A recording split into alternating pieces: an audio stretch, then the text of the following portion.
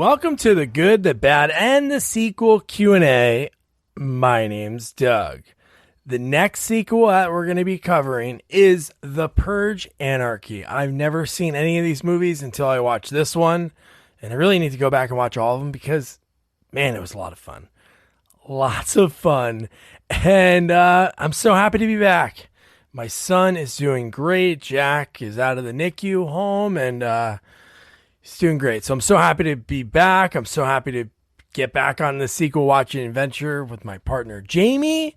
And I'm so happy about this week's interview with actor and pretty awesome bad guy, even though he's a really nice guy, Jasper Cole. Jasper talked about, his journey to Hollywood. Not that it's different than others people's, but his journey to find his niche as being, a bad guy is pretty interesting. Along the way, one of the staple movies that I love, as you know, if you're a listener of us, or if you're new, I'm going to tell you now, Jason's Takes Manhattan. Jasper worked on that movie. His scene got cut, but I forgot to send it to him. I'm pretty sure his death that he talked about, because he played a trainer. He didn't really talk about the death too much, but there is, if you watch the deleted scenes, there is a death of a student that you don't really see, just like a lot of the students that are on the ship that disappear. There's one student's death that you see is like laying on the stairwell. I think something's in his eyes or something. I need to watch it again, I guess, because I don't even remember. And that's fine because I love all things Jason Takes Manhattan. But Jasper, man, I love talking to him because he had so many different things that he did. Obviously, as an actor, we had some great stories about auditions, ones that he had, auditioning to be a bad guy, and also auditions for other actors that he knew, which I love hearing those stories. And the one thing that was really cool was he was in some sketches that really didn't make it air at times, but working on The Tonight Show with Jay Leno, somebody he knew was working there, and they give him a call, be like, hey, you want to do this sketch? And he get paid and be able to, hang out and walk around there. And just the nostalgia of The Tonight Show and him having the opportunity to, be there. And he talked about how Jay liked to keep it, as close to what it was as he could. And then so many other stories. I'm so excited to get back. I don't even know what to say. It's just been so long, and this is something that's so important to me. I know if you're a listener, maybe you're saying, that's silly. A podcast is important.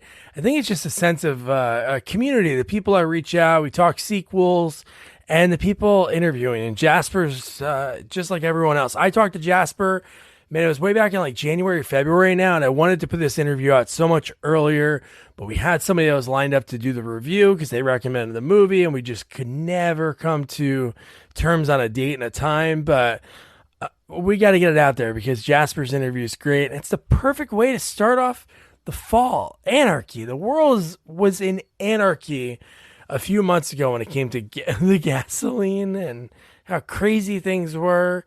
Things are always going to be crazy, but less crazy now that we're putting this out. And Frank Grillo, he kicks ass, man. You're going to enjoy this movie, and you're going to love the interview with Jasper. So many fun tidbits. We talked Dee Wallace. Also, him getting injured on set. And I noticed it when I watched the movie that he was in. This movie, Hansel and Gretel. Really kind of cool story about that. What he had to do afterwards to continue the filming. But yeah, if you're new here, subscribe, like, rate, share, follow us on all social media at Sequels Only. If you've been here for a while, you know what's coming up. I'm going to shut my yapper. And here is actor, and like I said before, one of the nicest bad guys ever, Jasper Cole. So awesome, man. I love talking to people about how they got into this crazy business because the success rate is so low and you really have to love what you're doing. And of course, you've been doing it a long time, so you love it. But I love talking about like the beginnings. So what part of Georgia did you grow up in? I grew up in Athens, Georgia, which is nice. Georgia Bulldogs, University of Georgia. Yeah. Just won the national championship. Awesome. So, I grew up in a college town, which is kind of cool because it, brought in all kinds of different people from all over the world.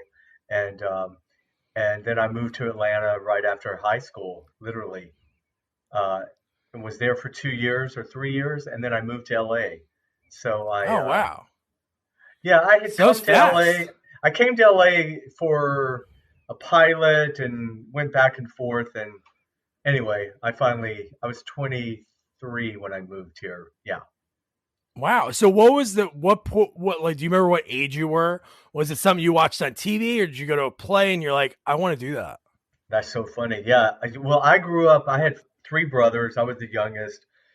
We played all the sports. It wasn't really cool to be like in theater growing up. Yeah. So was the peer pressure. But I would sneak into like the auditorium when this high school was putting on the productions, and I kind of really wanted to act, but I didn't do it.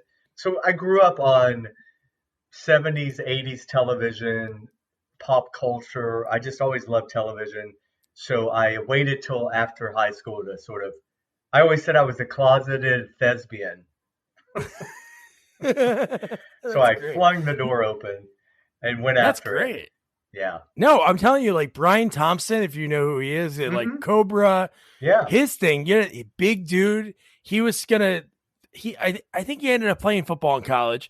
His buddy sort of said, "Hey, I'm trying out for this play." He's like, I don't want to do that. And then he saw the girls that he like wanted to be around. I've heard So that a then he does lot. Yeah. his thing on a whim, and then boom, look at Look at his it's career. crazy how it happens.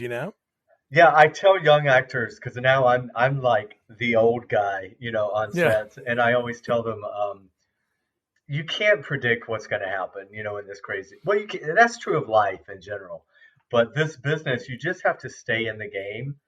Sometimes it's hard, and sometimes it makes sense to maybe leave and go have a better life. Yeah.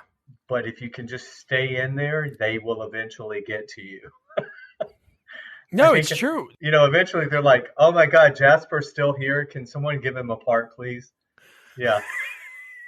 Well, I don't know if you ever like Stephen Colbert, who look at him now, but he always said like when it came to like being in Second City, you put in your time and then you got your shot. And then it didn't mean you're going to be famous, but at least you got that shot. But you have to be there in Yeah. order to have that chance and you have to stick in with it. And it's pretty cool looking at your IMDb, which we'll go through like some, we don't talk about every single one, but like just the different parts and different shows you guest starred on and movies you're in. And like recently, I think it's pretty cool that you're like on a big series with like Ernie Hudson. That is like, Yeah. that's And cool. actually, it's not officially announced, but I can tell you we just got picked up for season 4. Sweet. And actually, it's one of the rare times I'm still alive, my character, because I never make it. I always get Yeah. killed. So we're going back. Well, they actually started today shooting. I don't go Oh, back till cool. next week. So yeah, I get to play more, be in more scenes with Ernie and the guys, and it's so funny because I play this biker, the leader of a biker gang. I can't ride a motorcycle, all this stuff that Jasper cannot do. I get Yeah. to pretend to do That's on great. TV and film. Yeah, Well, that's the Fonz. Henry Winkler never rode a motorcycle. exactly. And was kind of like a nerdy kind of guy, in real Yeah. life. And he kind of, that's what, like, people who know me personally, they're always laughing, like, that I that I'm such a bad ass in these characters because I'm not in real life.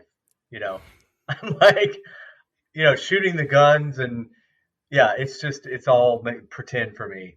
It's all fun. But that's what's cool. I think I've talked to a few people that were like, I would say career criminals movie wise, like in villains. Right. And they're like the nicest people. Like Gregory S. Cummings, he was he's like the nicest guy. And throughout the 90s, he played every kind of like bad guy, different ethnicities from different countries. And like that's who he was.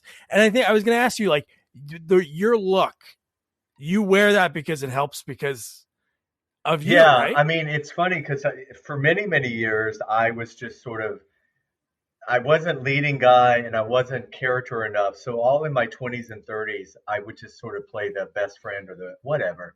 And casting people would always tell me, Jasper, when you get older, you're really going to work. And I'd be like, shit, what am I going to do for the next 20 years? But I tell you, I turned 40, the face changed. I got my first bad guy role, and I thought, you know what? I'm just going to lean into this. So I grew the long hair and the beard. And I say this, I can't get rid of it. I don't want to get. Sometimes in my personal life, it would be cool to like not look homeless. Um, I try to clean up a little bit, but it took me years to get on any list at all, So I love being typecast. I tell actors, listen, in TV, you got to be typecast because that's where they want to put you. They want to put you in a lane, and like Danny Trejo is the OG of character actors. Yeah. So, and people think I'm Danny Trejo. First of all, we look nothing alike. He's Hispanic, but I always say, if you know Danny, he's like one of the kindest, sweetest, funniest guys. Now, of course, he does have real life street cred being in prison. Yeah. He has real cred. The rest of us don't. But most of my character actor buddies are cool guys. There's not a lot of we're not competitive with each other. It's kind of like we all well, when we used to show up at auditions, now Yeah. everything's self-tape. But I always knew, if it's not my day, it'll be Ken's day, or they want my look, or they want the redheaded guy. Any of us can do the part. It just comes down to what look do they want, really. That's Which great. creepy look do they want? What creepy look do they want? Who's the creepiest today? No, I think it's cool. I think you're right. When you're a character actor, guess what? You're working, you're getting paid. I'm helping actor Larry Hankin. He's a character actor. He's been in like a ton of stuff. I'm helping him write a book, and he got to a point in his career that he was like, I don't want to be a TV dad. So he started like not shaving, and he only went for homeless guy auditions. I probably have seen it. I mean, a lot of these guys I don't know by name, but if I see them, I know. Yeah. Homeless, and then after he did like 2 or 3 of them, you look at his IMDb, it's like a bunch in a row. And I saw that similarity in yours. There's like a few in a row, and it's like, hey, whatever works. Oh, listen, I say to people, I work for my health and pension and my insurance. Yeah. That we have to. I mean, we're the middle guy, journeyman actor. That just shows up, and that's why I rarely ever go past a few episodes because I get killed, or I mean, I have amazing death scene reels, of the ways I've been killed, but it doesn't do much for longevity on a show, but it's good for the reel. Yeah, that's great. Yeah. So back to like the beginnings, like you said, you're like a thespian behind closed doors. Right. So what was that first step towards it? Was it doing like when you like went into the room in the auditorium and saw that, did you audition then, or how did that work? No, I kept it. So right after high school, I drove out to LA, met some casting people. I just was always looking back. I was just really driven. I don't know what the fuck. Can I cuss on here? Sorry. Sure. Yeah. I don't know what the hell I was doing. Thinking I was driving to. So what happened is a casting director finally said, Jasper, you really need to, you don't have anything to agent or sell. You need to go and learn your craft. So I moved to Atlanta, and I enrolled at the Alliance Theater School, which was a full-time playwriting, acting, the whole curriculum. And so while there, I met this female writer, Becky Kennedy, and we co-wrote a play together. And we got it put up in Atlanta, and it ran for a while. And then a producer in LA saw it, and he said, it's like with the cigar and the gold chains, hey kid, if you ever come to LA, well, he didn't realize you don't tell a 22-year-old that, because literally like 3 weeks later, we packed the car up and came to LA and like knocked on his door. Ivan Spiegel was his name, and I'm sure he was like, what the hell? So he had this little theater in West LA, and he had this big long running play called Bleacher Bums. And he said, well, I'll put you guys on late at night after Bleacher Bums and see if you can get an audience. And it was a talk show spoof set in a cable access show in South Georgia. And we played these two idiot hosts, and we started getting a following, and the celebrities started coming, and we just got agents from it. And I thought, oh, wow, well, this is how it happens. We've arrived. And then, of course, like after 2 years, that went down, and then I had to get to the real decisions of, okay, are you really going to pursue this? So I just kept doing. I did theater, probably 2 or 3 plays a year. I commercials and studied acting, and just became that like struggling actor in LA. I mean, looking back, I had some big breaks, but I just wasn't in the moment a lot. When you're in your 20s, you're just so fast trying to get to the next thing that you don't really appreciate what you're doing at the time, because you're always trying this. There's something bigger coming. Yeah. And now that I'm old, I look back and go, this whole thing about when I make it, I talk about this a lot. Like, quit saying when I make it, because we've been making it the whole time. We just thought that there was going to be some job that changed everything. But because you talk to actors, you can Yeah. talk to the biggest stars, and they don't ever really feel like they quote made it, because No, it's true. it's very tenuous. No matter where you're at, it can all go away quickly.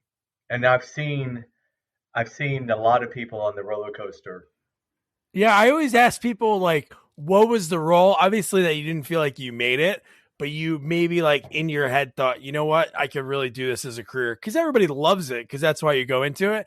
And this guy who was like a sketch writer, he was on the Jenny McCarthy show, actor, and a ton of stuff. This guy Jack Plotnick, he goes, the day I could quit my. I know Jack really well. Oh, okay, yeah. Oh, he's amazing. Go ahead. Well, I'm curious what Jack said. So Jack goes, yeah, I felt like I could make it. And I didn't even have a show that he was on, not a movie he was in. He goes, when I could quit my catering job, that's when I knew that I That's could it. make it. Yeah. That's it. I was the permanent temp at an ad agency, Ogilvy and Mather Advertising. I was sort of the part-time actor guy that they would let me leave and go on auditions and come back. And I was basically running a production company in their mailroom, and they didn't know it. But um, it's the same thing. On my fourth year there, I finally got a pilot that paid me, which at the time was, to any time, was a lot of money. And I thought, you know what? I finally just gotta trust that I can quit this day job and make a living at it. And I threw caution to the wind, and I did. And you, when you don't have something, a plan B, you just have to sort of make it happen. Yeah.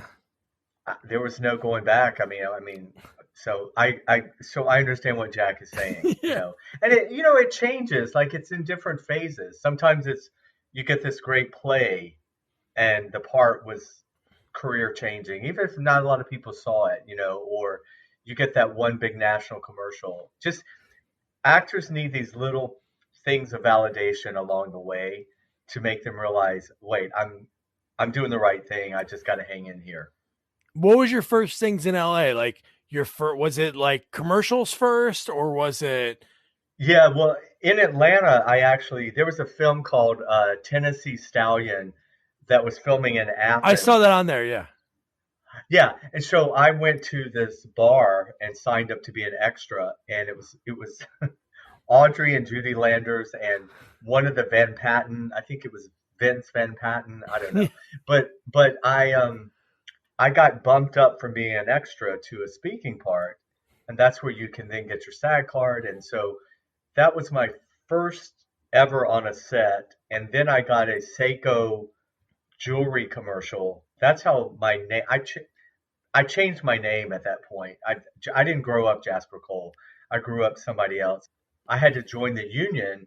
The next day I was shooting the commercial, and I had to make a decision, and I told her my real name, and she looked it up and she goes, "Well, there's already a whatever, but he spells it with a different letter." And I'm Yeah. this cocky. I was like, "Oh, no, no, no. I can't. I mean, clearly I'm going to be a star, so we can't have two names." And she goes, "Well, what do you want to call yourself?" And I swear to God, there was a map of Georgia behind her, and I saw Jasper, Georgia, and I went, "Jasper Cole. Just call me Jasper Cole. That's That's fine." amazing. Just an idiot, I seriously. love that. And then that's how I joined the union, and then it was, because I'm a junior too. Like, I'm the junior of my dad's Yeah. name. So when I tried to explain to my parents, and I was like, "Well, Dad, think about it. if I do a lot of dumbass stuff as an actor and get some bad publicity, no one's going to ever know that I'm your son. Yeah, So I'm not you're going in the to do clear. anything to the family name, right? So that's That's how that happened. awesome. But yeah, then yeah, and I think my first TV role was I'd have to look. I don't know if it's Charles in Charge or Married with Children. I don't know. It's one of the I or have a no, T yeah, I have them up here.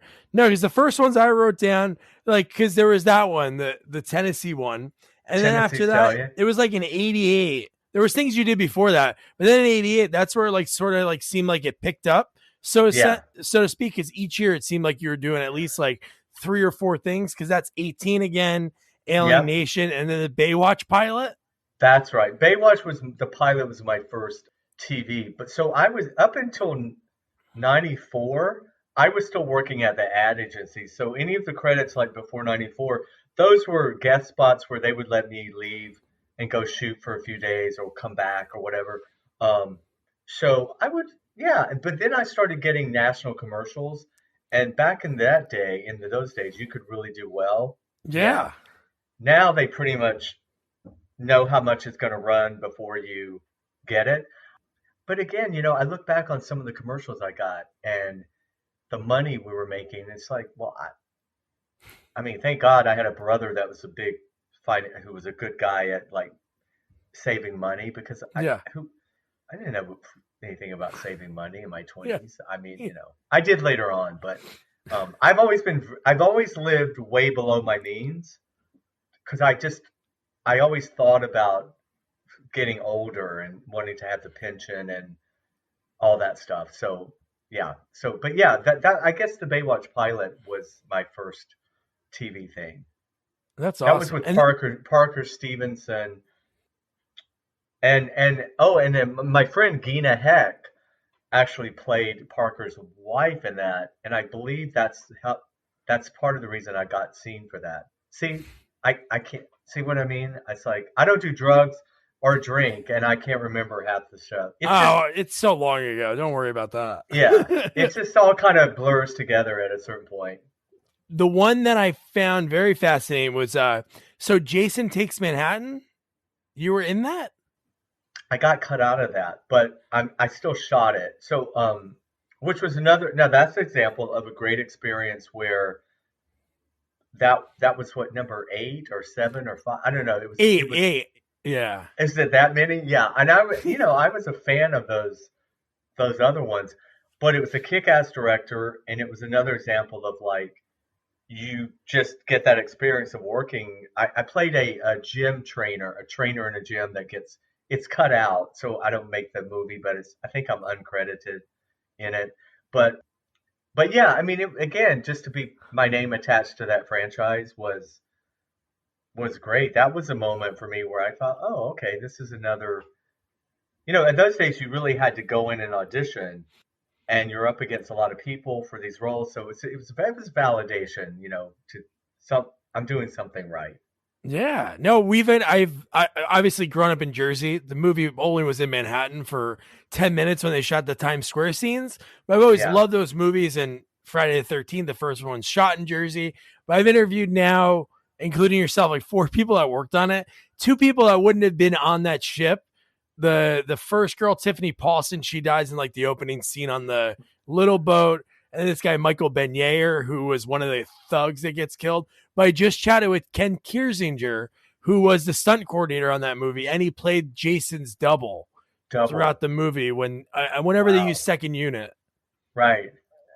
But see, all that kind of experience, and that's why I always say, because a lot of time I've been cut out a lot of, well, not that I've been lucky. I've been cut out a lot, but a lot of times our parts get edited down anyway. I always say Yeah. it's really it's the experience of making something that you take with you.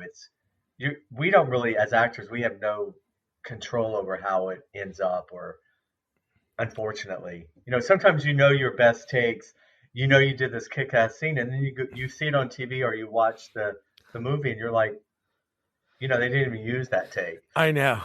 Actors have to understand too, when you're a co-star or even a guest star, it's not about you, it's about the leads. So they're going to sometimes take their best take their coverage. Who gives a damn how bad you were, So it's, yeah, No, just have that's to true. let it go. That's so great. And then from there, you're on like the series, and then the commercials, the ones that you had listed on like the bio, whoever put the bio on your IMDb, were like DirecTV. That was more recent, right? Yeah, that was with Rob Lowe when Rob Oh, was doing cool. those series of Oh yeah, they were bad great. The bad cable, decisions. yeah, hmm Bad decisions. That was one. Yep, I did a that same year. I did a 1-800 contacts with the bird that's in all the Pirate of the Caribbean movies. His name is Chip, and this guy, he had like this really flamboyant gay couple that owned him that dressed like him. I mean, they dressed in the same colors and everything, and we were on this big make believe ship on and here comes the guys with a bird, and I go, they never even told me there'd be a bird in the scene, and so they plot this big macaw on me, and they were telling me about, he's been in this movie and he's a star and he goes to Comic Con and everyone loves him and he's amazing, and so we do the first rehearsal, and the bird has to say "f you," basically. He has to say, yeah. and we did the first take and it was fine, and then we got to the second take and he says "f you" at the wrong time, and we all start laughing, and so he's right here and I'm laughing. He decides to chomp down on the side of my face and my eye and wouldn't let go. So here's this bird grabbed onto me, and I mean, the owners, these two guys, they were screaming as if somebody were shooting them, and then the ad agency and the uh, the production companies were freaking out, and it was like the last shot of the day, and all I could feel was like all this blood coming down my face, and I thought, oh my god, I have literally lost. I'm gonna go. I've been blinded by a macaw on a fucking commercial. And I mean, luckily, the way he grabbed me was just like above and below the Yeah. eyeball. But you can imagine, I mean, they were just like most actors would have been call my lawyer, call my agent, get me but I remained chill and cool. Luckily, they got the first take because Oh, otherwise good. I had to go get stitches and it was just a hot mess. That bird was like, "You're not gonna laugh at me." But he was like, fuck you. Everybody was laughing. Yeah. And he's like, wait a minute. What a diva, right? Yeah. But those poor owners, they call me, they text me for weeks. Are you okay? Ah, that's great. Yeah. Oh So my god. I'm not going to be the actor that, well, if I'd lost my eye, clearly Oh I yeah, would have. well that happened, but no, that's insane. So then, like all around that point, like you said, so many shows like Saved by the Bell, The New Class, Married with Children, like one of my favorites of all time. And there's just so many. Every year, you're like always working, and that's obviously how you hone your craft. I was very blessed. Yeah. And just to get to be on these sets, and that's how you learn, just because, even if you have a small part, you have to be there all week. And I was just always a sponge. Like I've always knew because I produced, the play I came to town with, so I was always producing as well as acting. So I could never just. I mean, it's great to just show up and be the actor because then if something's wrong, it's not your problem.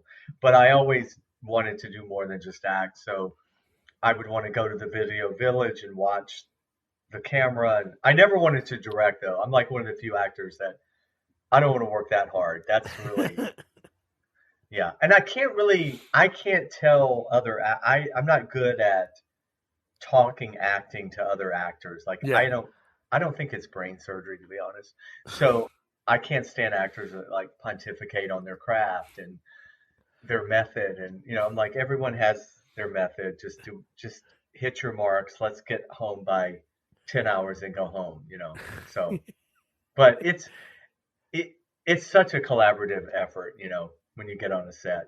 Yeah. Were people kind enough to give like tips and stuff? Like I talked to Jennifer Lyons, who she had hmm enough tips growing up. Her uncle was James Best Oh, from Dukes of okay. Hazzard. So like Wow, wow. she had that growing up, but she said Ed O'Neill was like the nicest to her because she was on like 4 episodes. She was Kelly's friend, and hmm he like pulled her aside and like taught her how to wait for a laugh, and like he was like. Yeah, like almost like a dad moment, like when she paused to wait for the audience to laugh. And I think Yeah. things like Because that are it is, amazing. three camera. Well, it was three camera at that time. You know, that's like as a theater actor, it's like the best of both because you're in front of a live audience. However, yes, it's the cameras are set with marks. You've got to say the line, hoping there's a laugh. You know, hold for the laugh, and then they change the jokes on the spot a lot. So the writers, you'll do a take, and then they huddle together like, so Jasper, this time say my eyes hurt or something, you know, and so you got to be ready to sort of like change it on the spot. But Married with Children was like that Fox's first real show, and Oh yeah. so they were like the ugly stepchild. You know, they were getting all the press about how raunchy they were and stuff. So it was kind of like a frat party atmosphere there. It's a real, except Katie Seagal. Katie Seagal was very, ironically, I mean, she was very serious about the work, you know, which, I mean, it was a funny show. We weren't doing Shakespeare, but she took it Yeah. very serious because she really hadn't done much acting. She came from being a harlot with Bette Midler. She was a singer, and Yeah. so really, I think she had done a play in L.A. Someone saw her in the play, and that's how she got Married with Children. So It's crazy. this was like her first big thing. I watched on the documentary with them, she put out an album, and even when she was doing like the rounds on talk shows, she was talking more about her singing because she put out an album. Music. Yeah. I think that was her great love, you know, and yeah, and then and then of course I'm sure. I mean, who really would have known like Married with Children took Oh, off, right? I'm sure she yeah. did it like to get into the acting thing and get her first TV thing. Ironically, I know her long-term manager now, just as an off thing, you know, and she's been with the same manager from day one. She's very Wow. loyal. She's a really good lady. Yeah, Amazing. You're right. Like yeah. that was like for I think every decade there's like that lower middle class family show that works, but a lot of hmm them don't. But that show is just one of the I best of think all I time. think they were pitched initially as the anti Cosby. You know, they were Married Children was supposed to be like everything Cosby That's wasn't. true. Yeah. Doctor, shoe salesman, woman Just shoe salesman. right. Because this was pre Roseanne, you know, so it was like, Yeah. you know, they were the first blue collar, well, not the first blue collar sitcom in history, but it was a raunchy, you know what I mean? It was a spoof, really. Yeah. Want to shop Walmart Black Friday deals first? Walmart Plus members get early access to our hottest deals. Join now and get 50% off a one-year annual membership. Shop Black Friday deals first with Walmart Plus. See terms at walmartplus.com. So Yeah. one thing I thought was pretty cool on your IMDb, and I tried to. So this was it because on your photos that you have, most of your photos are with the beard, and one that I love is with.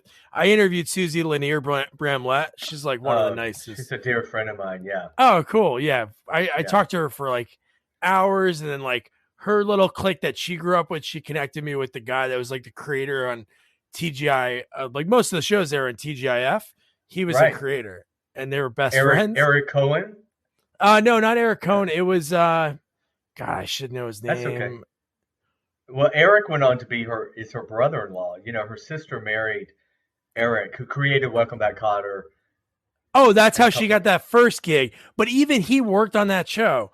I have it somewhere. But no, but looking at you without a beard, without your beard. So one show that I found on YouTube that has a really big following, like underground following, I would say, but Acapulco Bay.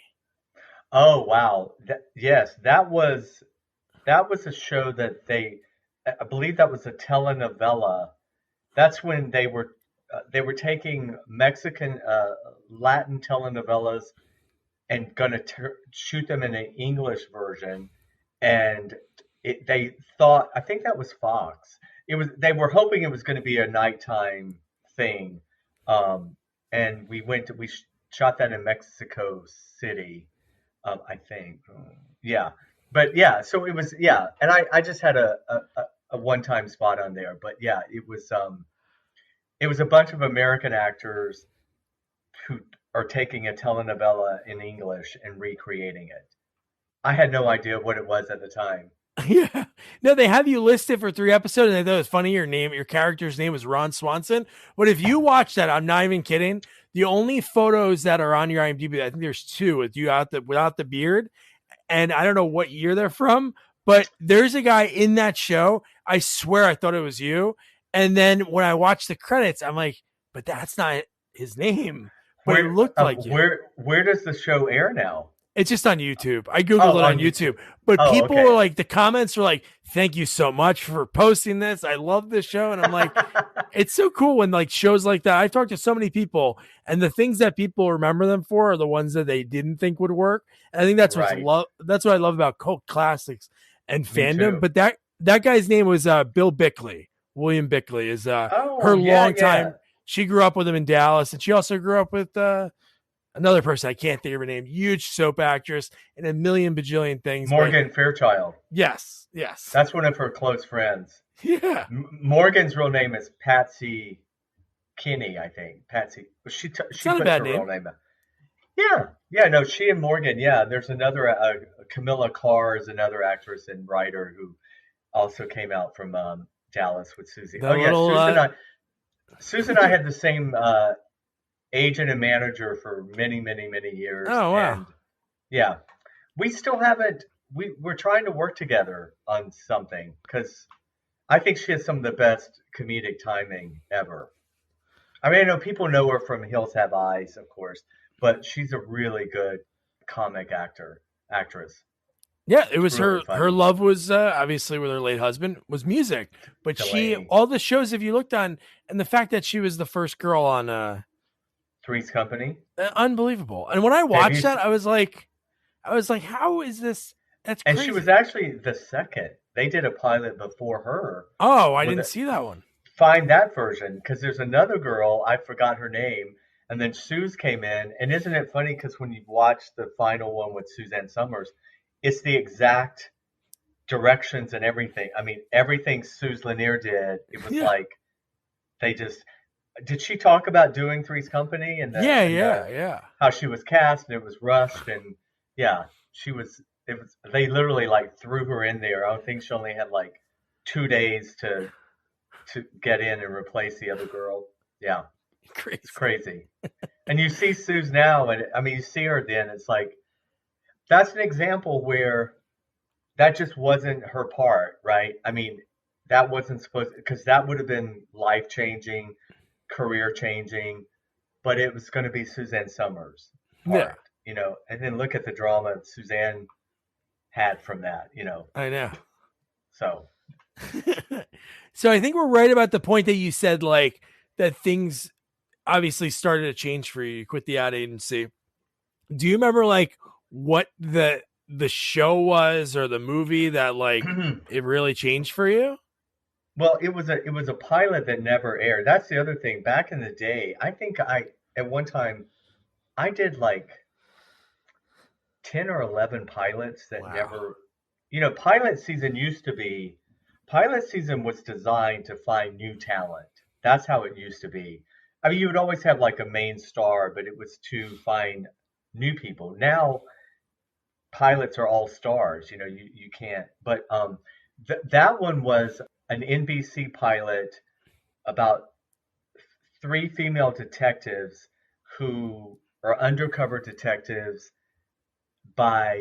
they're waitresses by night and undercover. I mean, it was so stupid, but it was like a good chunk of money that, because you sign, and when you go into test for those shows, you have to sign the 5-year contract even before you do the pilot. So that way you're locked into what you're agreeing to get. So if you can pick up the pilot, I mean, some shows go back later, like Friends, and renegotiate. Yeah, but of course.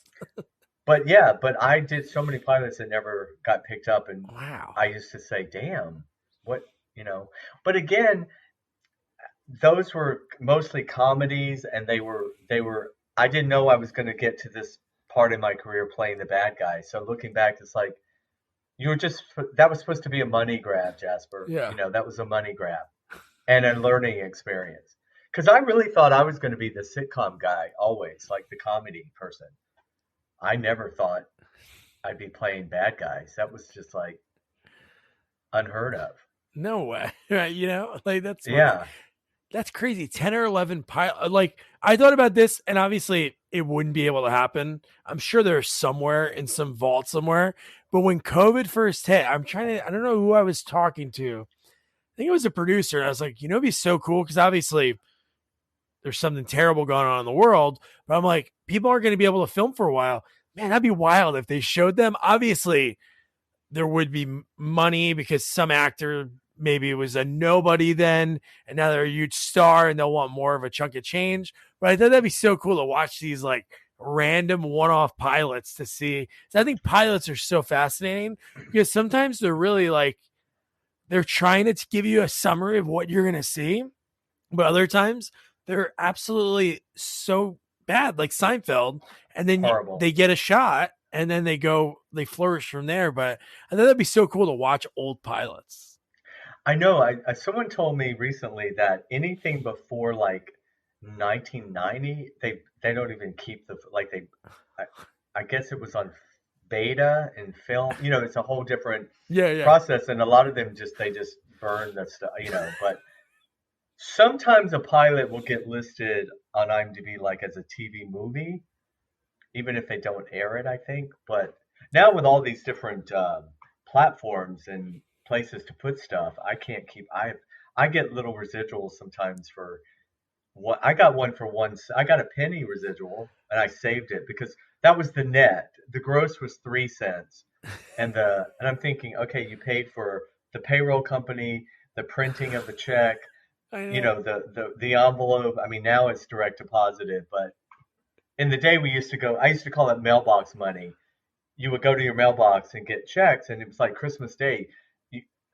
I mean, you'd open one might be 3 cents, but one might be, $300 or more. Or you just never knew. Yeah.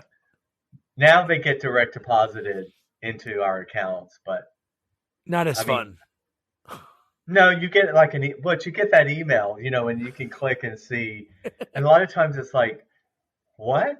This was like 30 years ago or 25 years ago, or it's amazing what they keep up with and somewhere they're airing somewhere, or they're like DVD sales. And Macgruber was my biggest 2009 when I got Macgruber. That was like the last stage I'm still in of like that took my career to another level in terms of getting in the room for the Coen brothers and reading for big projects or whatever. But I mean, Macgruber got such a cult following. Yeah. And now it's, a series on Peacock, but I get residuals from that all the time. Like, wow, people are buying this little movie.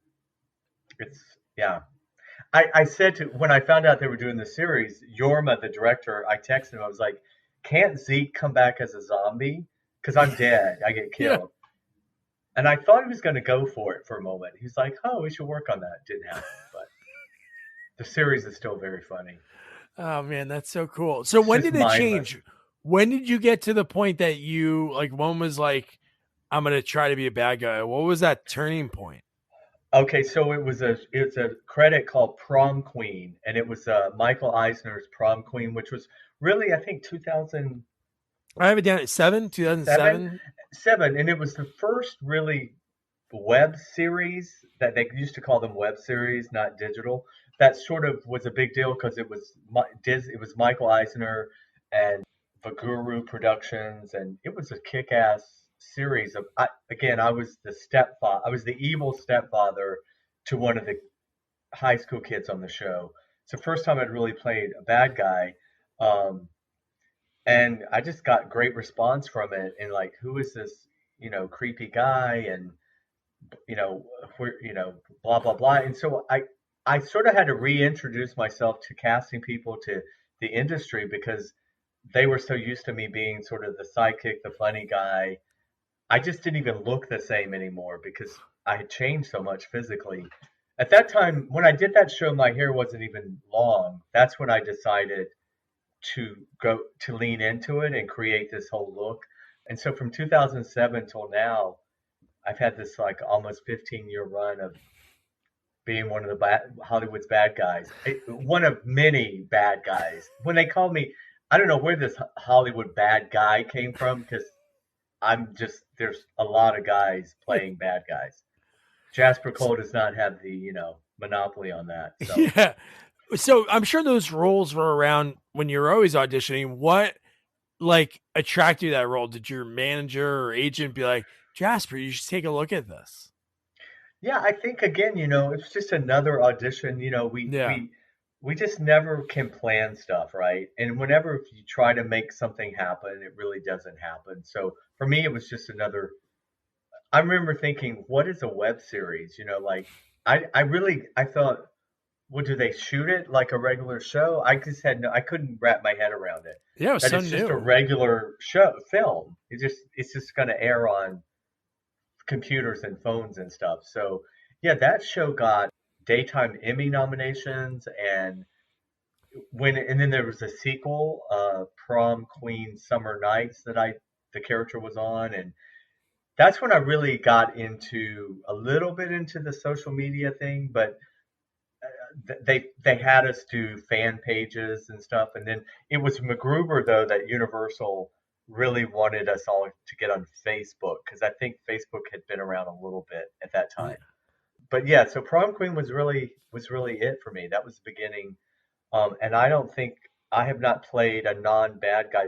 I mean, even when I'm on a comedy now, I'm still the bad guy. I'm not usually the funny guy. I have a new digital series that's coming out called Kombucha Cure that I also produce, and I get to really be the quirky. I mean, he's still Vietnam vet quirky, but he's a really funny. I get to go back to my comedy roots in this one, yeah, and play like this weird kind of northern exposure kind of thing, yeah. So how do you like to audition? Is there like a method to it? Like when you're being, I know that you said it's just like, hey, anybody can do it, but is there a thing you do to go into an audition when you're playing a bad guy? Are you face on? Because in your photos, I'm telling you, you're like the nicest looking guy. You look so chill, and just some of those photos are just like you do this thing with your eyes, and it just changes your face. Yeah, and the face, So a director told me years ago, it's like when you already look the part, you don't have to add stuff onto it because, for TV, everything is like the camera's like right here, so any like just the slightest raise of an eyebrow is like huge, right? So you learn to play everything really small. But what changed it was coming from the theater. You're never supposed to lock in a performance at an audition for theater. You're supposed to pretend like show that you're open and you can do. But TV, you need to do exactly in your audition what you're going to do on set. But I didn't know that. This is how I started. So I started looking at the audition as I've already booked the job. I'm actually showing up to shoot. So because most of the auditions, there's a camera in the room. So I would go in as if I'm already shooting it. They just clearly decided not to use me. But I changed my mind about auditions. So I looked forward to them because I thought I was going to work that day, rather than go in there like me, love me. No, I already have the job. That's great. I'm just doing it today, and it changed my whole attitude about auditions. I looked forward to them like. I'm here, let's go. And then the whole self-taping, even prior to COVID, we had moved to self-taping for about a year before. I love the self-taping also because you don't have to drive anywhere. You don't have to go in the room. There is you don't get the advantage of having an adjustment in the room where a caster might say, let's do it again, Jasper, but do something else. Yeah. So I try to do 2 or 3 takes when I self-tape just to show them something different. But it's so much better than driving and parking and sitting in the waiting room, and even commercials now. Commercial auditions are all done on Zoom, so it's just like this. You're in the waiting room and you're like, hey, Doug, how you doing, man? Haven't seen you in a while. It's all the chit chat that you would have in person, Yeah. but you don't have to drive somewhere and park your car, and then they invite you in, and you click a button, and you walk, and then suddenly they're all on the screen, and shit, I love it. I can't imagine ever going back in the room again. Yeah, I work from home, so I totally get it. I really Uh, don't want to ever go in an office again. the problem now is we do all these. Then when I book a job, I'm like, oh shit, I gotta now drive. I gotta go do it. I'm like, I just wanted to book it. I didn't think I was gonna have to go and actually show up and do. And then when I show up, now I'm like, how long? How long is how many hours are we gonna be here? That's the problem. I can't. I watch scripted stuff now, and I'm always like, oh shit, you know, who was sick that day? Like, I can tell you, I can watch anything I've done. If I was sick that day, I know if I had a fever, if I was puking in my trailer. It's so funny, like the stuff I can tell you exactly what was happening in my life, like what drama was happening before they said action. It's hilarious. No, I love asking about auditions. I think it's like the coolest thing. Like my favorite audition story is Danny DeVito. He's another Jersey guy. When he went in for Yeah, Louis De Palma, he walked in and he looked at the people behind the table and he said, "Hey, who wrote this shit?" And he threw it down and then he like walked out. and he got and And that's the character. yeah, and they chased him down and they're like, "You're a Louis De Palma." Like I think it's so cool because I think you have to, and I love that mindset. Like I think if you go in there and you're like, "Hey, I want you to love me, love Jasper," but I love that you would go in and be like, "I got this part." They're just, this is just a technicality. Yeah, I mean, I would go in ready. Like I always say to actors, I mean, you have to judge the room. If they want to chit chat and have small talk first, do that, fine. But it's the same on the set. You do the chit chat, and then they say, so for me, I'm just on the set waiting. And then she'd say, "You're ready," and we do it. And then it'd be just like a director. We do another take, and I saw my booking started really increasing after that. I mean, there's no kind of like crazy method or anything acting. I mean, I would still, because the other thing you're being judged about in the room is, do you really want to spend 12 hours a day with this guy? Like, That's is true. he crazy? Or is he, I mean, I tell actors all the time that the most talented person does not get the job. It's usually who they want to be around for 10 hours on a set.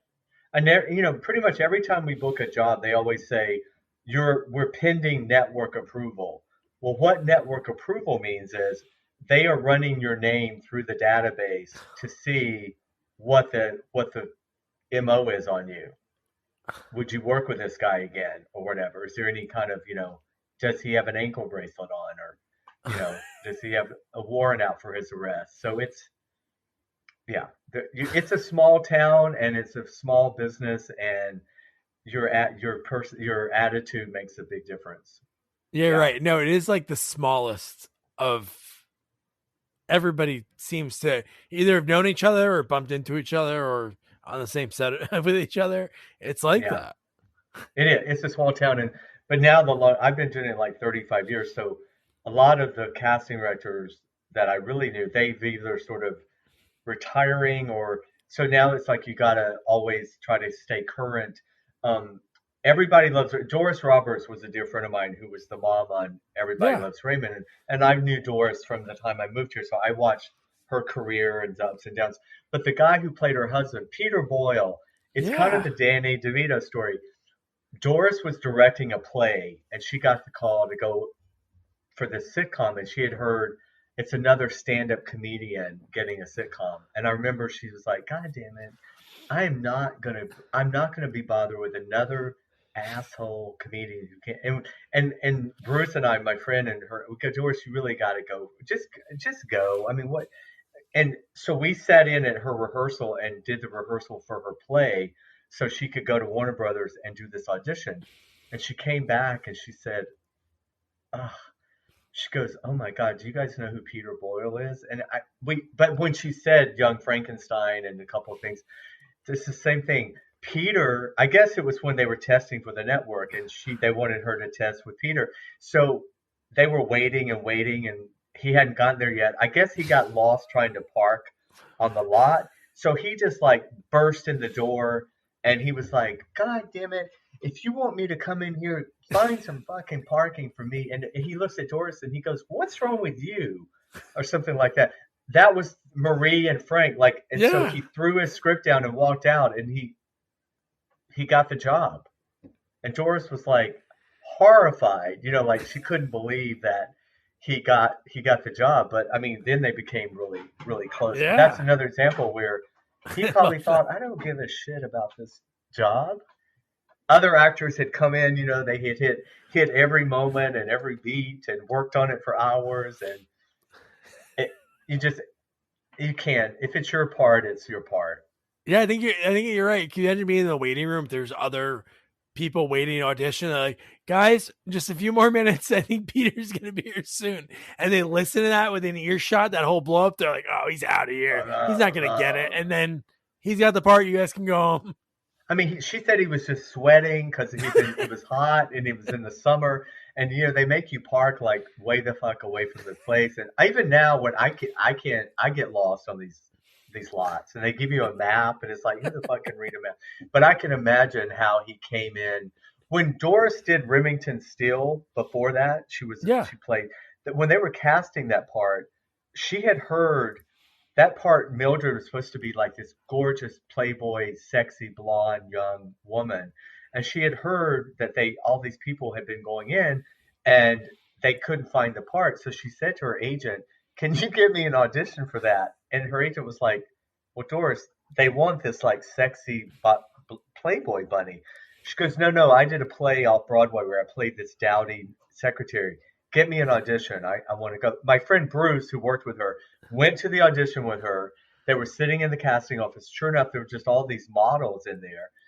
One model would go in and come out, and then they said, Doris, are you ready? And Doris goes in, and Bruce is like, she's in there, and she's in there, and it's like all these people are waiting, literally like an hour. And Doris comes out, and she closes the door, and she turns this, she goes like this to Bruce. They literally called her agent while she was in the room and made the offer for the part. So I tell actors all the time, you can change their mind. It doesn't happen a lot, but you can change their mind of what they thought the character was going to be. And that's happened to me a couple of times where the part was supposed to be older, like 70s, but they needed a creepy bad guy. And Yeah. one time I remember I went for this captured this movie, and I thought, why am I in this casting session? All these people are. But Dan Velez, the casting director, said to me after, he goes, no, I just wanted them to have an alternative choice, Jasper, in case they could go younger. And I got it. So That's awesome. but part of me, when I read the age on the thing, I almost didn't go to the audition because I thought, well, why am I going? So I tell actors, go to everything. Put yourself on tape for everything, because you may not get that job, but it can lead to another job.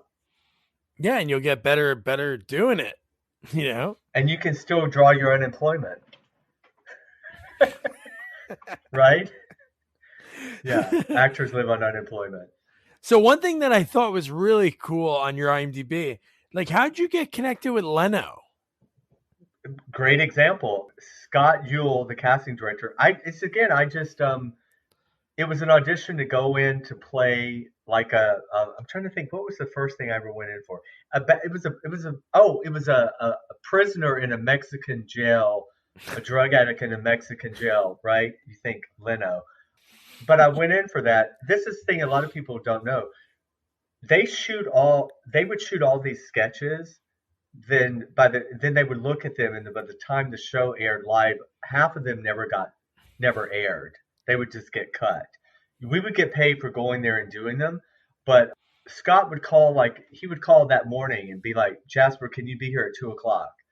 And if I could, I'd run over and do something. A lot of times I missed it so there was a group of us that kind of got in this little Tonight Show players. And yeah, we would just go over and tape it. It would usually be with the director and the crew. And sometimes Jay would be in them, sometimes not. But but one of mine was playing like the drunk Easter bunny at the day after Easter at the White House. They had an Obama impersonator. Another one was a guy with a chainsaw that's trying to kill people. I mean, it was great though, because I got to sit in on the run-throughs of the Tonight Show, and Jay Leno, everything was scripted.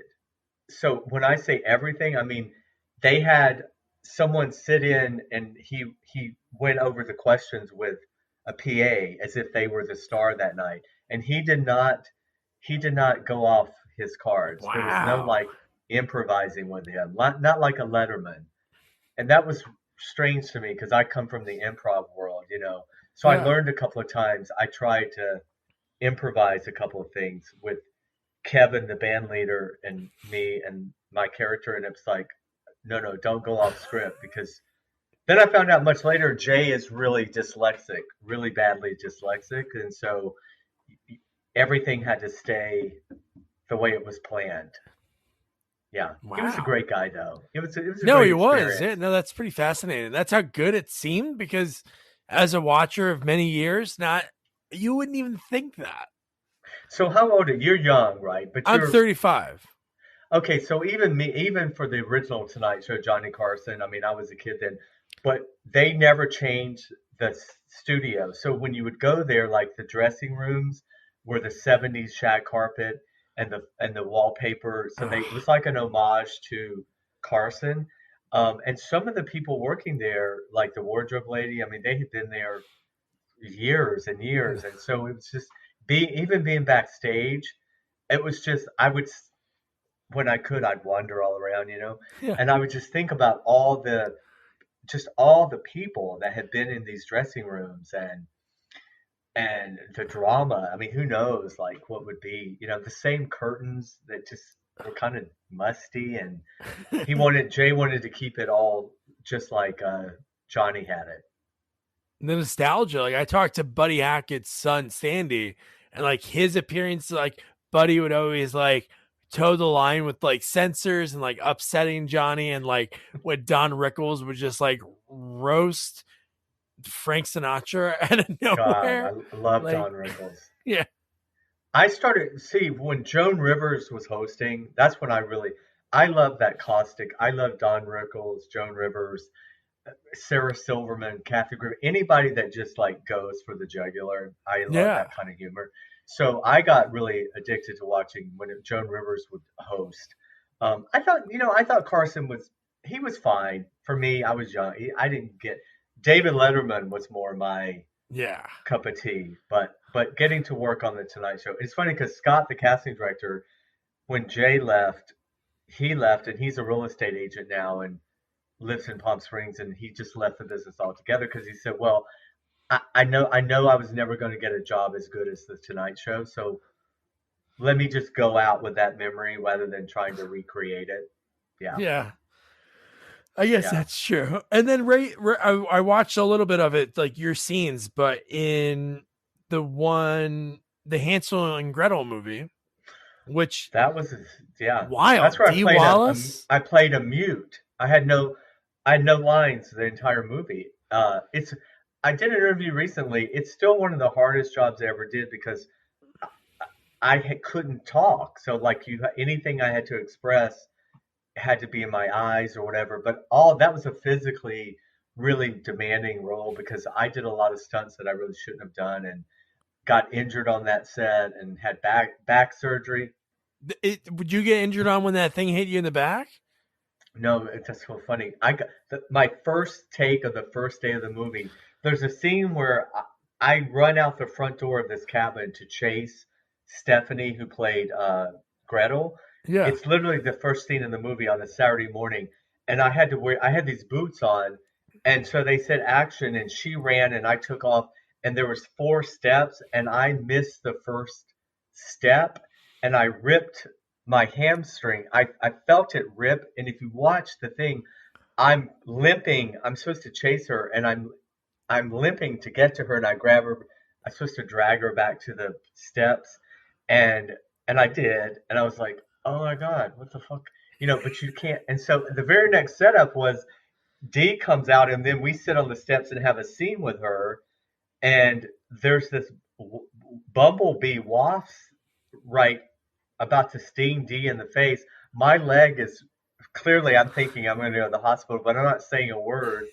And then this bee stings her on the side of the head, and this was day one. Oh my So gosh. I try not to say anything, and later that day I couldn't hide the limping around. And Dee finally took me to the side, and she goes, "What is wrong with you? Did you hurt yourself?" And I was like, "No, no, no. It's it's." And she was like, "No, you got to report. You got to go take care of this." So yeah, I did a lot of my own stunts in that film. That scene where the thing hits me in the back. Yeah. There's a scene where I have to run down a hill carrying the axe and in the boots and stuff, and we did several takes where they wanted me to roll down the hill instead of walking. And so, it's like one of those things where they're losing the light. It's the end of the day. You don't want to be that douchebag actor. They're like, Jasper, you were a gymnast, right? You did stunts. I'm like, oh yeah, yeah. And so they're like, do you mind just rolling down the hill? And I'm like, yeah. And it looks cool, but then you don't realize how you're just jacking up yourself, Yeah. So I ended up having 2 years later, I had 2 discs replaced in my back, and then last year I had 2 discs replaced in my neck from all the stunt work that Jasper should have never done. I could tell, yeah. like, that was after. So in movie wise, she stabs you in the hand. She runs out of the house because I'm not even kidding. I was watching it, and my wife came in, and I said to her, I was like, man, it looks like he's hurt, because when you're going to sit on the step, like, I'm dying. It looks so weird because you're like, I can't believe you. It looks like your left. I think it was your left leg. It looked like it was like leg. Frozen because you were like trying to lift it and not bend it. That's, oh my God. Now you see, I literally ripped the hamstring, and and I'm wearing these boots that are huge, and then the moment in the adrenaline, you don't know what you've done, but you just know it's fucking Dee Wallace, and you're not gonna mess up this next shot. I knew we just had to get through the first 2 shots, and then we'd cut, But yeah, when I look back, I see myself limping back. But so then to match it, I have to have a limp through most of the movie. So if you ever see me again, I'm dragging my leg because Anthony, the director who went on to do all the Sharknado movies, he's like, dude, you're going to have to like drag that leg as part of your character. So there would be times when we do a take and he's like, cut, Jasper, you forgot to drag your leg. Because by then my hamstring had healed up, enough to see. It's that kind of stuff that you don't see behind the scenes, obviously, No, that's crazy. That's funny. You could notice that I was. I really thought, I'm like, because you did it before that. So I was like, that's just like to me, it was like a weird choice, but I thought like the way Dee raised both of you. So maybe that was like something because how you were like kept away and, right. But I got to say, she doesn't age. Oh no, she's ageless, and it's crazy. And this was a low budget, asylum film, and she took care of everybody, like just safety wise. She was very much about nope, stop, we're not, stop. That's it, awesome. We're not, protecting the actors because she's the real veteran on the set. So she's a great lady. She's she's a minister. A lot of people don't know she's got this real spiritual. I never knew side. That. Wow. She does spiritual podcast and Church of Religious Science is where she's an ordained minister. So. Oh wow. Yeah. Here she plays so many of these horror films. And, but that was a great role for her because she got to really play the villain, the bad lady in that one.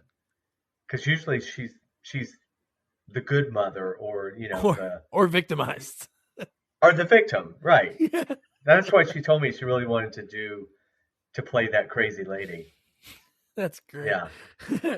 So just a few more things that I have to talk about was like we talked about it like when I saw your IMDb, like the homeless, like it worked. There was like a few in a row, and the one that it was really small, and I'm sure maybe it was bigger when it was being shot.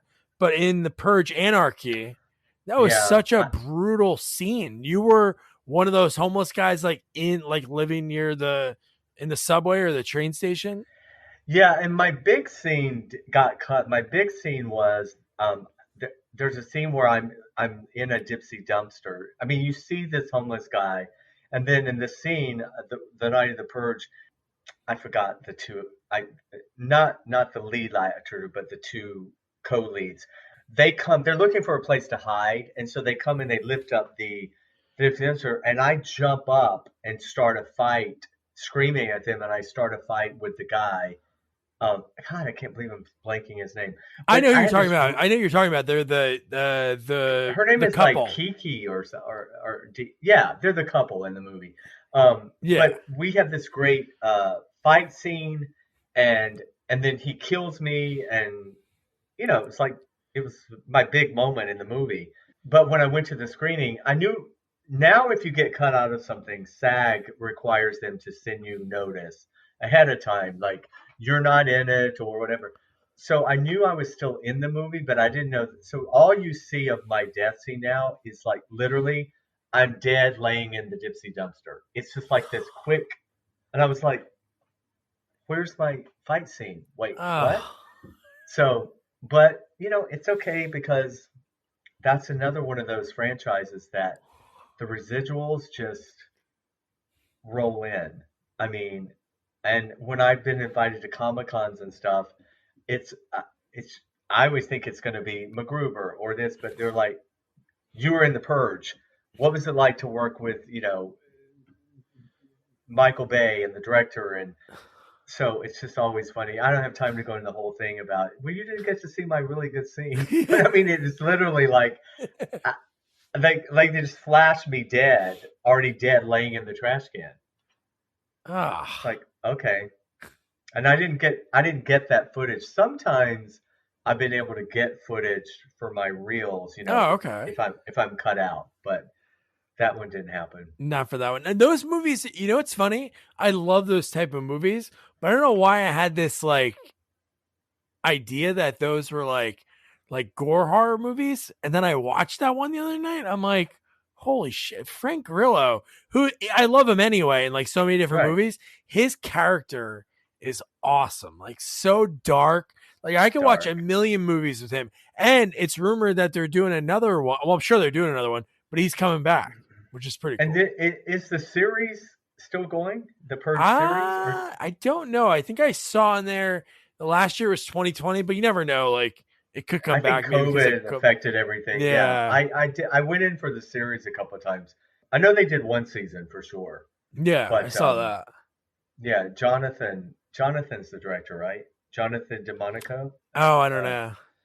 God, but anyway, I know I just saw in the trades he signed on a big film the other day. So I think he's staying in the Blumhouse, Jason Blum world smartly. Smart. So. Now, yeah, it's crazy when you think about like how big the movies that they're going to be doing over the next like 5 years. It's unbelievable.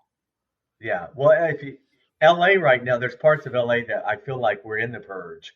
I mean, it's just been. I live in Palm Springs and LA, but when I'm in LA now, I mean, with the smash and grabs and people just getting like jumping out of cars with guns. We've got on Melrose Avenue, there's cops on horseback, which is kind of cool actually.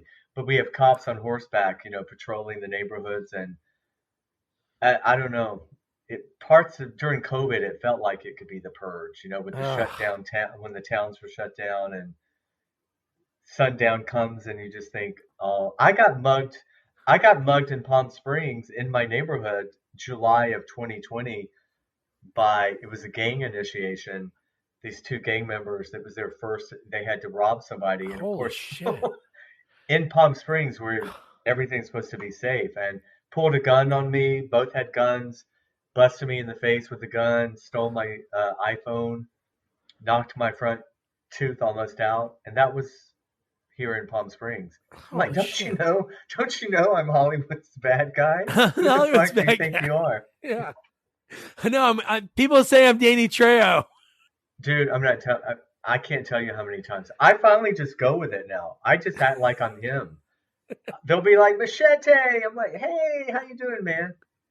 Just, we look nothing alike. But I think it's the ponytail. He's also smaller than I am. A lot of people don't know. I'm only 5'7", 8". Danny's like 5'4". I mean, he's a little dude. Yeah, he's just solid in the way they can make him look. But his story's cool. If you ever heard any interviews with him, it's crazy the fact that he just like went on a set to check on his guy, that he was like, I don't know if he was like a official like probation officer or something, but he was like helping guys that were in prison. And then I swear, I think it was for Runaway Train with Eric Roberts. Yeah. Because it was that movie? I think so. Where they kind of like made him a consultant on the spot of like some prison scenes.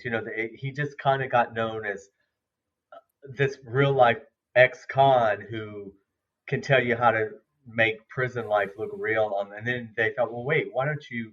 Then they gave him a line or two, and they put him in a film. And then they asked him if he could, and then they saw that he could box, but he fights Eric Roberts in the one scene. And then I interviewed Eric, so I was like, it's so funny. In one movie, he's fighting Danny Trejo, and then one of the orderlies that is like one of the guards that's just before they break out, it's Tiny Lister, like an early like Tiny Lister role. Tiny, who left us too soon. Yeah. Tiny died, 2 years ago? It was December of 2020. I interviewed him while he was shopping at a Target. Oh, wow. I was like, dude, whatever you want to do. He was like, is it okay? I got to go buy a shirt for this autograph thing. And I'm like, dude, you do whatever you want. I'm asking him questions. And then he's like, Doug, I'm sorry. I got to take a selfie real quick. I'm like, whatever, dude. And he's like, you see people, shoppers going by, and he was a character. He was a cool guy. Yeah. So Jasper, I always like to ask people this, and I'll make sure like I do like a preamble and a post of like all this. So I'll plug like anything you have coming out. Oh, this isn't live? I'm kidding you. No way.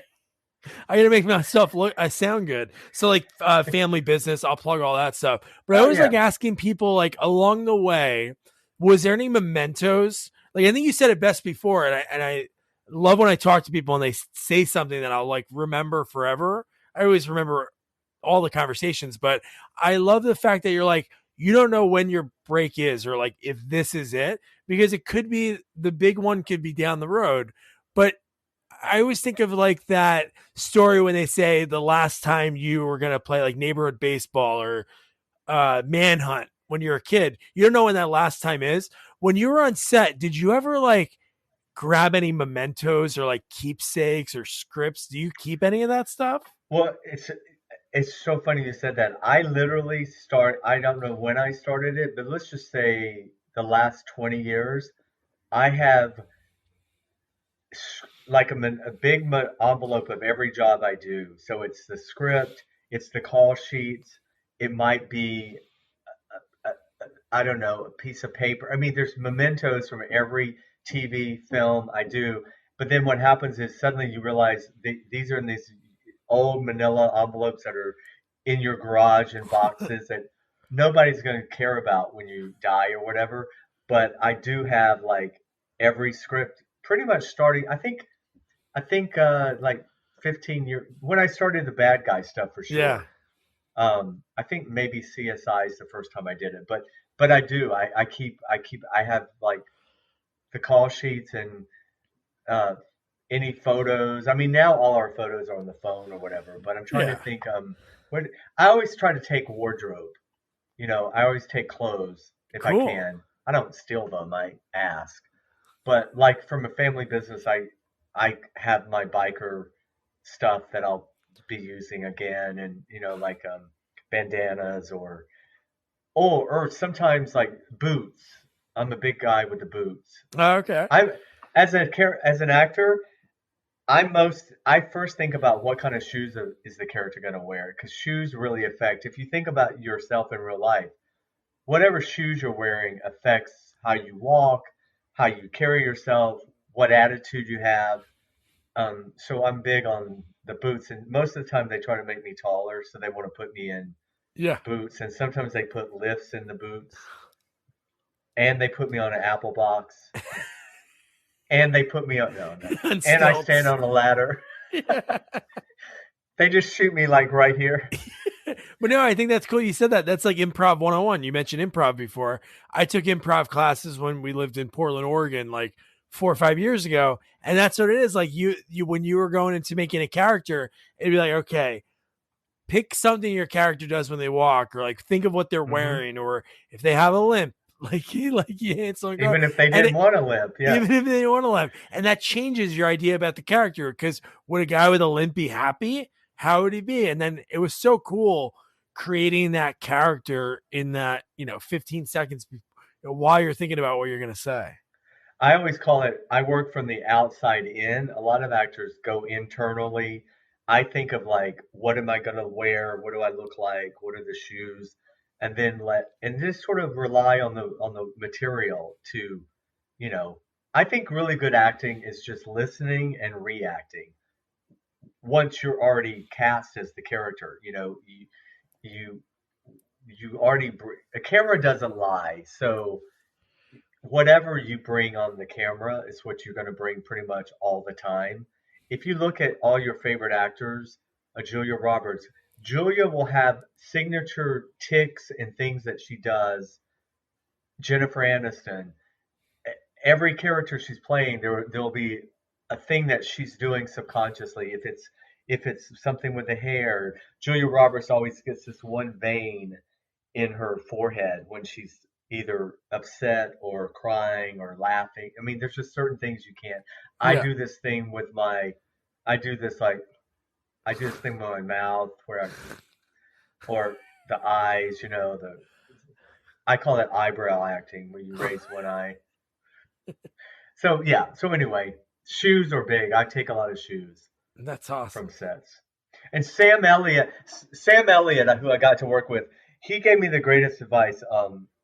I was working on this pilot for CBS, and all the executives were there, and they were all buzzing around. They all had notes for people, and he's like, "Hey Jasper," he goes, "Look at all these assholes." He goes, "They won't be here a week from now anyway." He goes, "Just remember, this is not brain surgery.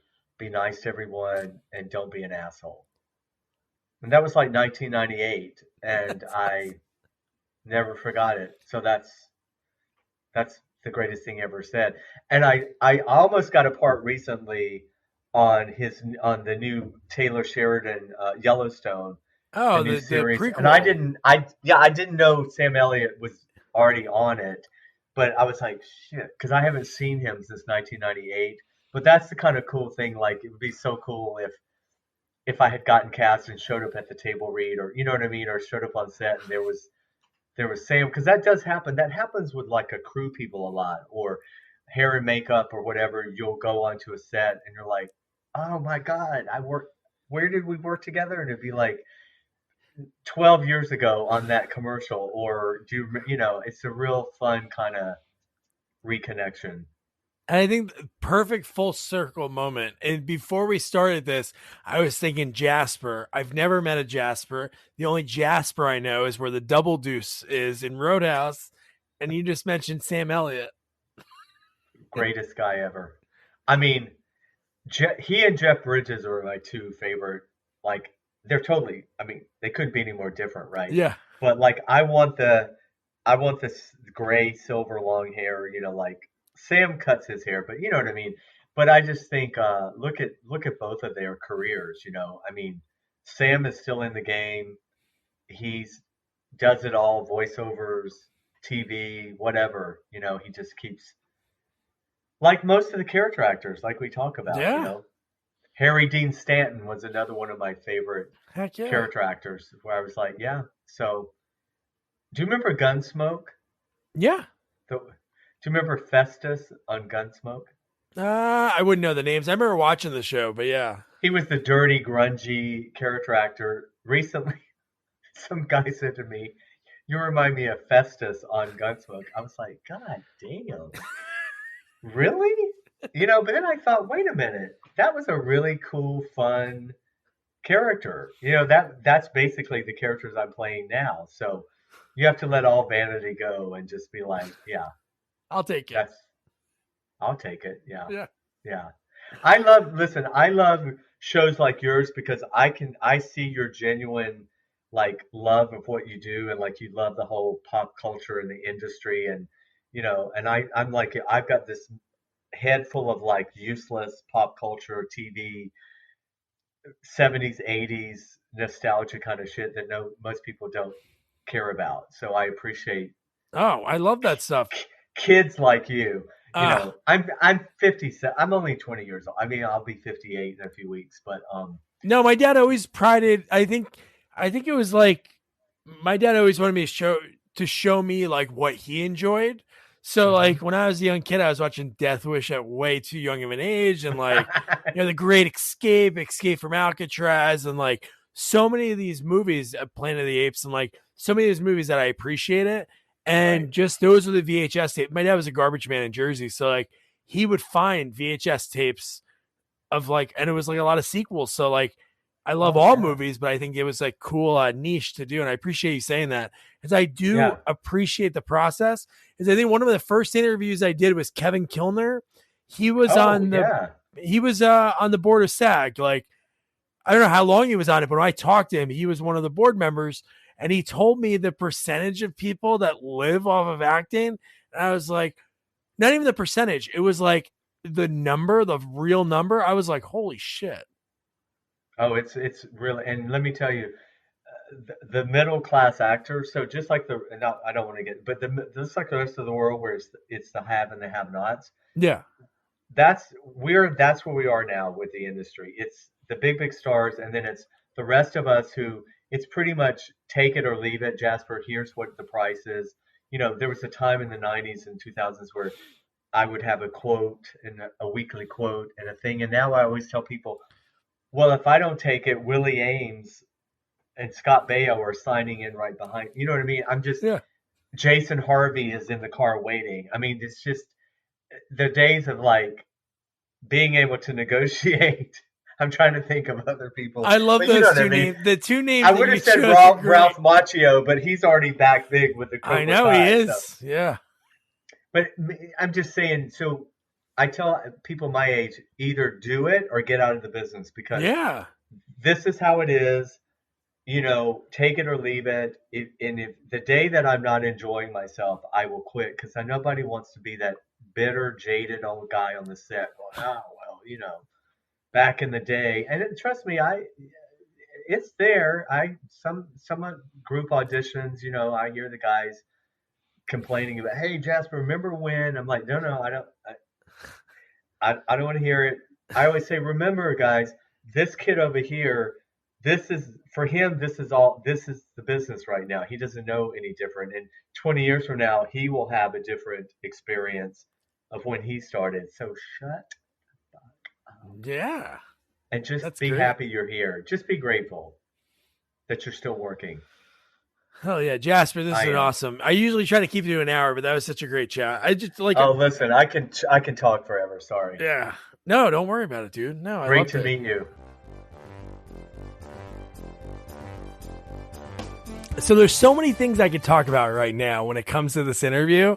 And no joke, the one that I noticed that Jasper hurt his leg in Hansel and Gretel is kind of wild to me because he's like, I can't believe you noticed that. Like me and my wife were watching, and I showed her, and I'm like, oh my god, he looks really hurt. Like who would write a character's trait? Maybe for some significance, maybe a war movie or something, or maybe some killer would have like a hitch like that. But the fact that he had to keep his leg straight after he busted it, like right in that scene, it's pretty wild. But yeah, I love talking to him because he enjoyed it. I think I might have cut it off at the end of the audio, but he was talking about other interviews that he did, and he loved the conversation that we had. Talking about auditions and me sharing some stories that I've heard, like Danny DeVito talk about his interview for Taxi, his audition, and then him telling the story about Everybody Loves Raymond and the Tonight Show and just so much more. He was great. So yeah, so you know what to do. Your homework is to watch The Purge, Anarchy. Totally worth it. I thought these movies were total gore fests because they're like, I don't know, they have this ilk about them, like almost like this, not the Saw movies, but I don't know, people like would talk about them this way. Like, I thought they were really gory, which they do have some gory kills, but man, what a awesome action movie. And Frank Grillo crushes it. The whole cast is really good, honestly. Seriously, no joke. So that's your homework. And don't forget to review, rate, share our podcast. Follow us on all social media at Sequels Only. And don't forget to check out our website, sequelsonly.com. Good night. Good night, guys.